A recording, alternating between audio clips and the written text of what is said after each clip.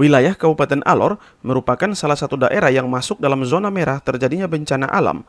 Untuk itu, Kementerian Sosial Republik Indonesia menurunkan sebuah program yang dinamakan Lumbung Sosial yang ditempatkan di 8 titik rawan bencana di Kabupaten Alor, di antaranya di Kecamatan Alor Barat Daya, Alor Selatan, Alor Timur Laut, Pulau Pura, Pantar Timur, Pantar Barat, dan 2 titik lainnya di Kecamatan Alor Barat Laut, yakni Pulau Buaya dan Pulau Ternate. Subkoordinator Mitigasi Kementerian Sosial, Tota Oceana Sonneveld, kepada wartawan mengungkapkan bahwa konsep bantuan pemerintah saat ini mulai bergeser dari paradigma tanggap darurat kepada kesiapsiagaan, di mana pemerintah akan membangun lumbung sosial guna memenuhi kebutuhan masyarakat apabila nanti mereka mengalami bencana. Bantuan yang kami bawa dari Kementerian Sosial ini adalah bantuan lumbung sosial, bantuan logistik untuk kesiapsiagaan dan penanggulangan bencana alam, di mana kita sekarang sudah mulai bergeser kepada paradigma kesiapsiagaan, tidak hanya konsentrasi pada kondisi-kondisi tanggap darurat. Karena kondisi tanggap darurat bencana alam itu apapun yang terjadi, pemerintah harus bisa memenuhi kebutuhan masyarakat.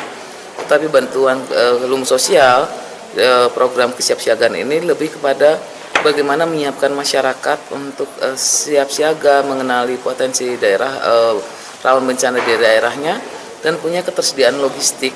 Sehingga kalau terjadi sesuatu di mana kemudian akses transportasi itu terputus, masyarakat punya bahan-bahan, peralatan, dan bahan makanan untuk memenuhi kebutuhannya paling tidak 1-2 hari pertama sambil menunggu bantuan yang lebih masif dari pemerintah.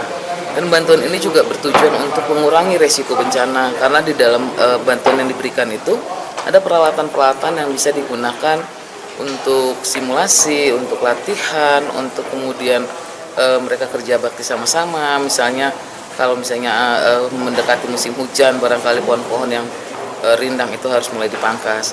Sejumlah bantuan yang nantinya akan diberikan antara lain genset, tandon air, mesin pompa air, alat penjernih air, pakaian layak pakai, perlengkapan bayi, hingga bahan makanan.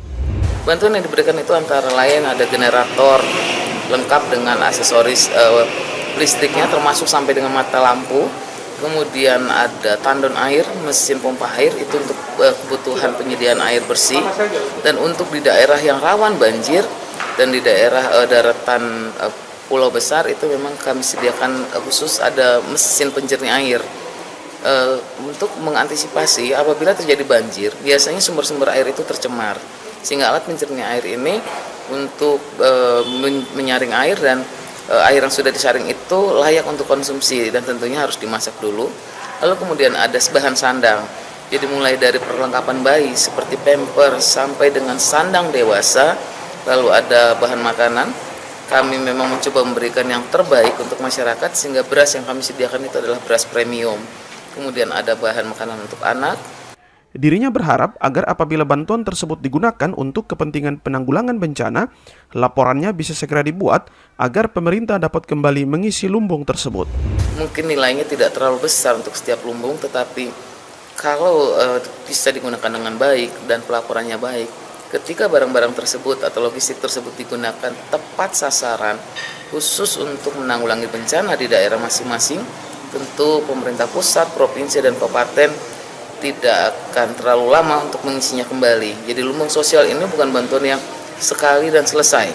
Demikian laporan tim Kominfo TV Online.